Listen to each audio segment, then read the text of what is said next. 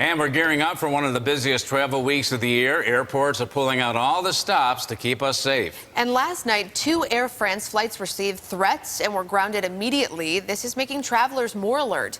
News 4's Dave Graber joins us live in the newsroom with more tonight. Dave. Well, Donna and Alina, just days removed from the deadly attacks in Paris and less than 24 hours after 2 Paris-bound flights were grounded because of bomb threats, airports across the nation returned to normal today. And although some of the travelers said that they'll be flying with a heightened sense of awareness, what at least those I spoke with said they won't be lugging around is fear.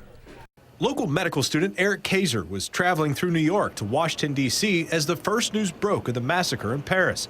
He said the changes were immediate. News was going, everyone's on Twitter sharing what was going on. Everyone's kind of be a little bit more careful. You could definitely see the uptick in the security going on.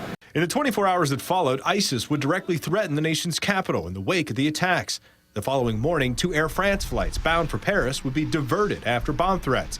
The news has travelers more aware. Am I concerned?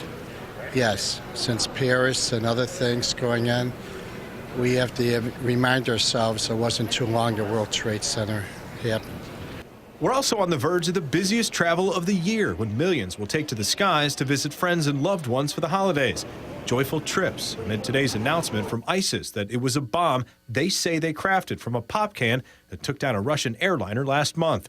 The best testimony of freedom is to go on to live our life of what this country stands for, liberty and the aspect of freedom. Otherwise, they win and we lose. That's why Kayla Chambers says she's keeping plans to travel through Europe in February, although she says she may not land in Paris as planned. I don't think you should let fear take over, or you're not going to live your life. I'm not going to be afraid to fly today just because of what happened. But it's still in the back of my mind, obviously, but I'm not going to let it take over my life. Now, that same no-fear mentality seems to be shared across Western New York. I spoke with AAA earlier today, and they say despite what's going on here and abroad, they are not seeing any cancellations to travel in this country or elsewhere. Reporting live in the newsroom tonight, Dave Graber, News 4 at 5:30.